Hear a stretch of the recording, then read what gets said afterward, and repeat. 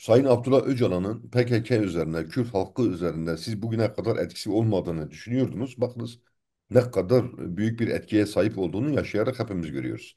Çağrısını yaptı, PKK kongresini topladı ve sonrasında siyasi bir merasimle, siyasi mesajlar içeren bir merasimle de silahlar yakıldı.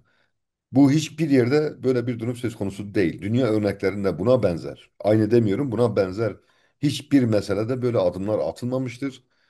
Bu büyük bir adım, büyük tarihi bir adım ve her kesime de, bakınız her kesime de tarihi sorumluluklar yükleyen bir adımdı. Şimdi siz eskiden PKK'yı terör örgütüdür, şudur budur, Türkiye'nin bununla mücadele etme hakkı var diyordunuz da. Şimdi PKK silahları yakıyor. Diyor ki hem içeride hem dışarıda uluslararası kurumlara, partilere, kadın örgütlerine, gençlik örgütlerine çağrıda bulunuyor.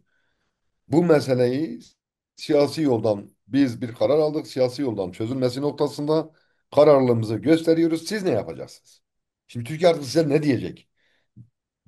Türkiye'ye nasıl müsamaha göstereceksiniz bu noktadan sonra? Bu artık bu mümkün değil. Bunun mümkün olmadığını biz ifade ediyoruz. Böyle oturarak, izleyerek de olmuyor.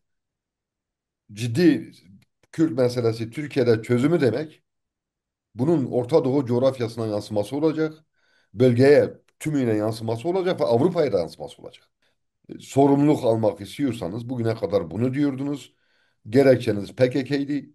Bu gerekçe de hem Türk devletinin elinden alınmış oldu, hem sizin elinizden alınmış oldu.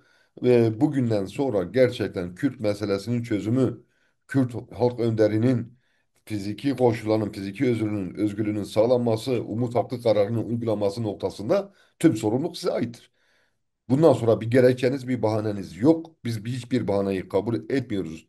Ve gerçekten belirttiğiniz gibi Türkiye sizin için önemli bir ülke ise konseyin kuruluşundan beri konsey örnek vererek söylüyorum ve Avrupa açısından da önemli bir ülke ise bu noktada demokrasiye, insan haklarına ve hukuka yaklaşması, uyması hepinize fayda sağlar. Bunun temelinde de tabii ki Kürt meselesinin çözümü var.